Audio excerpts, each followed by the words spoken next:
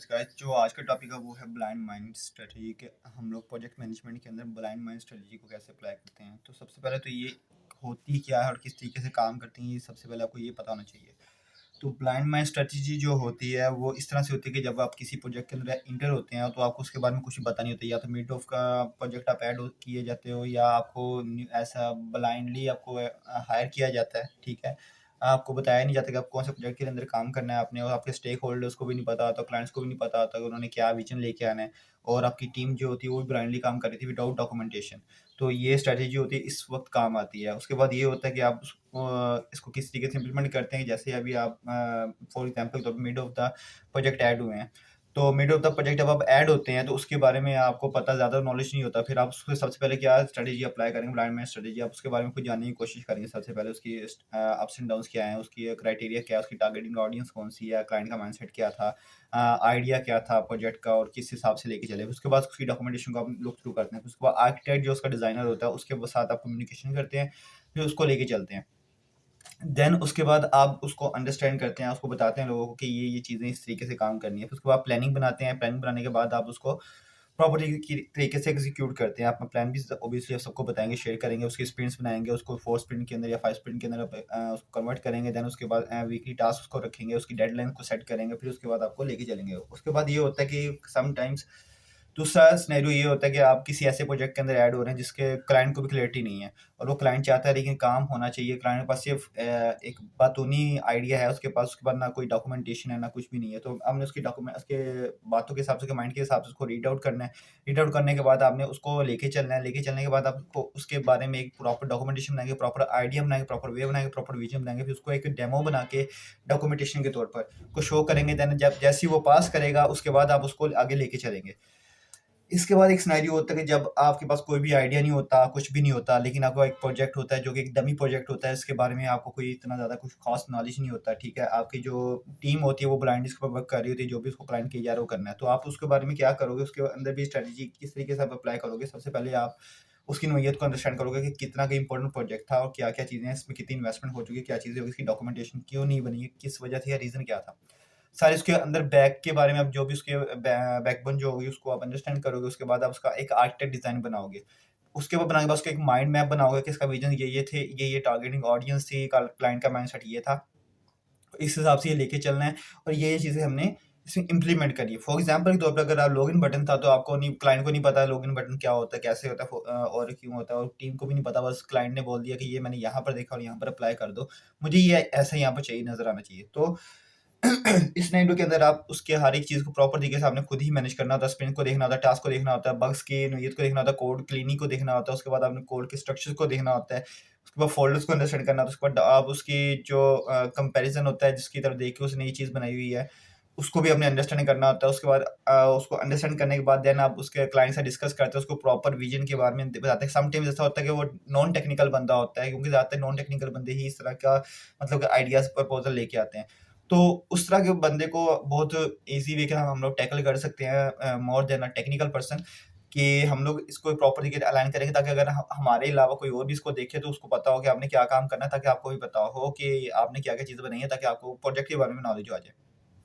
फिर उसके बाद स्टैक का पता होना चाहिए, फ्रेमवर्क का पता होना चाहिए, टेक्नोलॉजी कौन-सी यूज़ हो रही है वो पता होना चाहिए। उसके बाद आपको ये पता होना चाहिए कि क्या कहते हैं, इसको किस तरह से लेके चल रहे हैं आप लोग। सबसे मेन इम्पोर्टेंट बात ही ये होती है। फिर उसके बाद एक चीज़ होती है कि आपने क्या कहते हैं, एक्चुअल डॉक्यूमेंटेशन जो होती है, जो एक ऐसा समटाइम्स होता है कि डॉक्यूमेंटेशन कुछ और बनाई होती है, जो कि काम जो रियल वर्क में होना था उसका और स्ट्रेटजी अप्लाई करनी पड़ती है। इसको कहते हैं हम लोग ट्रेंच टेस्टिंग कहते हैं, या इसको ये ट्रेंच स्ट्रैटेजी कहते हैं, या बरमूडा स्ट्रैटेजी कहते हैं। इसका रीज़न ये होता है कि हम लोग सिचुएशन बेस्ड अप्लाइमेंट करते होते हैं। हम लोग अजाइल या स्क्रम को फॉलो नहीं करते, सिचुएशन बेस को लेके चलते हैं।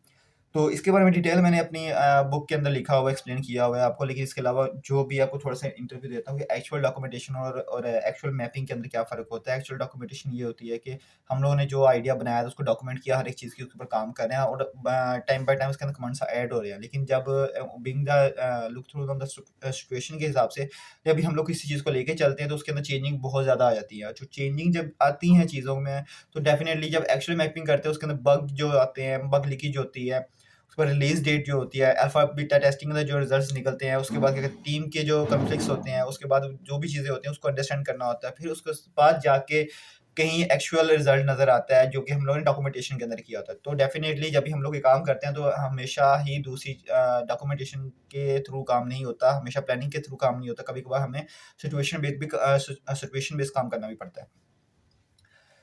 और इसके बाद ये होता है कि 72 आवर्स तक आपको ऑब्जर्वेशन में रखना पड़ता है खुद को। 72 आवर्स बहुत इंपॉर्टेंट होते हैं ताकि आप अंडरस्टैंड करें, एक वीक लें, अंडरस्टैंड करें उसकी नोयत को, अंडरस्टैंड करें डॉक्यूमेंटेशन को, अंडरस्टैंड करें उसके आइडियाज़ को, अंडरस्टैंड करें, उसके ऊपर एक प्रॉपर तरीके से मैपिंग करें, मैपिंग करने के बाद एक प्रॉपर क्लियर आइडिया बनाएं, देन उसको एक्सप्लेन कर दें लोगों को। इसके अलावा जितने भी कई बार ऐसा भी होता है कि आपका एक ऐसे भी कुछ लोग होते हैं जो कि आपकी टीम का हिस्सा तो नहीं होते, लेकिन उनको बहुत ही ज़रूरी होता है कि उनको अपडेट किया जा सके। फॉर एग्जांपल के तौर पर आपका सीईओ जो होता है, एक वो होता है, उसके बाद उसका असिस्टेंट होता है, उसको भी बताना बहुत ज़रूरी होता है। फिर कई बार असिस्टेंट मैनेजर्स जो होते हैं उनको ज़्यादातर सिर्फ टीम के और मैनेजमेंट के लिए रखा होता है, लेकिन उनको भी नॉलेज देना बहुत ज़रूरी होता है ताकि इन केस अगर आप कहीं बिजी हो तो वो उसको टैकल कर सकें। इसके अलावा बजट हैंडलिंग जो होती है वो ज़्यादातर तो बीडी कर लेते होते हैं, क्योंकि as a project manager, IT project manager, आपको सिर्फ टीम को नोयत को अंडरस्टैंड करना पड़ता है, उस बजट के अंदर रह के जो आपको दिया गया होता है उसके अंदर काम करवाना होता है हर हाल के अंदर, और उसको एक्सप्लेन करना होता है। और अगर उसके अंदर कोई ऐसी चीज़ें होती है तो बताना होता है, उसकी डॉक्यूमेंटेशन करनी होती है कि इसमें इतना खर्चा और आएगा या कोई भी चीज़ होगी। तो ज़्यादातर तो बीडी के अंदर होता है, हर चीज़ बजट वगैरह सेट होके ही आती है अक्सर, लेकिन कभी कभार आपको खुद भी करना पड़ता है।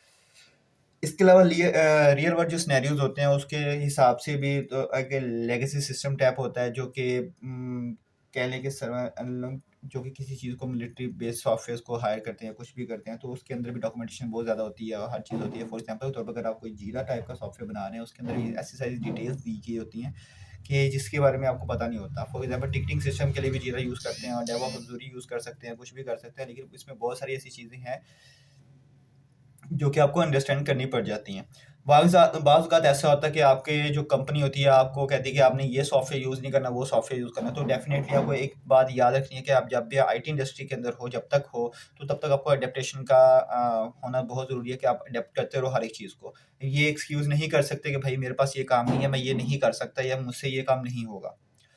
आपको एडेप्टेशन का सिनेरियो पता होना चाहिए कि अडेप्ट करना है हर चीज़ को। टेक्नोलॉजीज़ एवोल्यूट कर रही हैं डे बाय डे, और टेक्नोलॉजीज़ का पता होना चाहिए आपको, कोडिंग फ्लो का पता होना चाहिए, कोडिंग रीड करनी आनी चाहिए, आपको डिबगिंग का पता होना चाहिए। एटलीस्ट आपको आपके डिबगिंग स्किल्स बहुत अच्छे होने चाहिए। आपको कोडिंग आना ज़रूरी नहीं है, लेकिन डिबग करना बहुत ज़रूरी है। उसका रीज़न ये है कि ये मेरा पर्सनल एडवाइस है आपको, क्योंकि मैं एज़ अ खुद भी डिबगिंग करना बहुत पसंद करता हूँ। तो ये आपके लिए बहुत ज़रूरी है कि आपको पता हो रहा हो कि कोड के अंदर इश्यू कहाँ आ रहा है, जहाँ पे इश्यू आ रहा है आप उसको देखो, अंडरस्टैंड करो उसको। चैटजीपीटी के ऊपर या क्लाउड के ऊपर, मोस्ट प्रेफरेबल तो वैसे क्लाउड है, लेकिन चैटजीपीटी क्योंकि फ्री है और ब्लैक बॉक्स भी फ्री है तो आप उसके ऊपर भी काम कर सकते हो, लेकिन प्रेफरेबल क्लाउड है। तो क्लाउड के ऊपर ज़्यादातर आप फोकस रखें।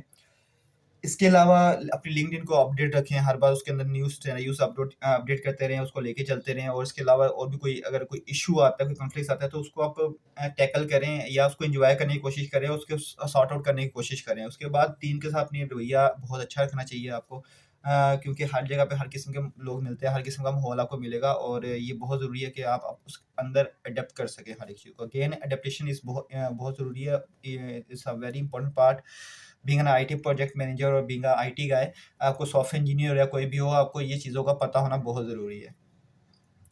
इसके अलावा आप लोग मुझे फ़ॉलो कर सकते हैं लिंक्डइन के ऊपर, अगर आपको भी बहुत सारी चीज़ें नॉलेज चाहिए होगा, आप लिंक्डइन के ऊपर मुझे फ़ॉलो कर सकते हैं। मुझे आप क्या कहते हैं इंस्टाग्राम के ऊपर फ़ॉलो कर सकते हैं। मुझे आप मेरा नंबर है जो उधर भी आप फ़ॉलो कर सकते हैं। यूट्यूब के ऊपर मेरा चैनल बना हुआ है द आईटी प्रोजेक्ट मैनेजर के नाम से, आप उधर भी मुझे फ़ॉलो कर सकते हैं। और इसके अलावा अगर आपको कोई भी नॉलेज हो वो मुझसे आप शेयर करें, feel free to share me, क्योंकि मैं अक्सर औकात पे नोट्स बनाता रहता हूँ, उसके अंदर ऐड करूँगा और उन नोट्स को मैं पीडीएफ के अंदर कन्वर्ट करके भी मैं अपलोड कर देता हूँ, क्योंकि बहुत सारे लोग देखते हैं, उनको नॉलेज होते हैं, भले ही वो लाइक या सब्सक्राइब ना कर रहे हों, लेकिन वो देख रहे होते हैं, उनको कुछ ना कुछ फ़ायदा हो रहा होता है। होप सो कि ये वीडियो आपके लिए इन्फॉर्मेटिव होगी और आप लोग इसको अंडरस्टैंड करेंगे। और अगर आपको कोई चीज़ नहीं समझ आएगी तो आप डायरेक्टली मुझे इनबॉक्स करके मुझसे पूछ सकते हैं। अगर आपको कोई मुझसे ज़्यादा नॉलेज है तो आप डेफिनेटली मुझे शेयर करें, ताकि मैं अपनी मिस्टेक्स को सही करके और उसको आगे लेके चल सकूँ, क्योंकि यार इंसान हूँ, गलती हो जाती है। मैं कोई परफेक्ट बंदा नहीं हूँ, पर मुझे परफेक्ट बनने की ज़रूरत नहीं है। मुझे सिर्फ अपने काम के अंदर अच्छा होने की ज़रूरत है कि मैं उस काम को अडॉप्ट करके उसको अच्छे वे के अंदर प्रेज़ेंट कर सकूँ। सो आज की वीडियो यहीं पर, मिलते हैं नेक्स्ट वीडियो में। अल्लाह हाफ़िज़।